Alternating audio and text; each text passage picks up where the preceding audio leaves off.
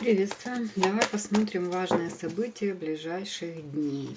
Стучит, гремит, дверь откроет, сердце успокоит. Стучит. Разъяренный какой-то мужчина. Дверь откроет, разъяренный со своей какой-то разрушительной энергией, с разрушительной ситуацией. Тут может быть конфликт, тут может быть выяснение отношений, да, когда стабильная ситуация разрушается. Человек недоволен. Это мужчина. Дверь откроет, да.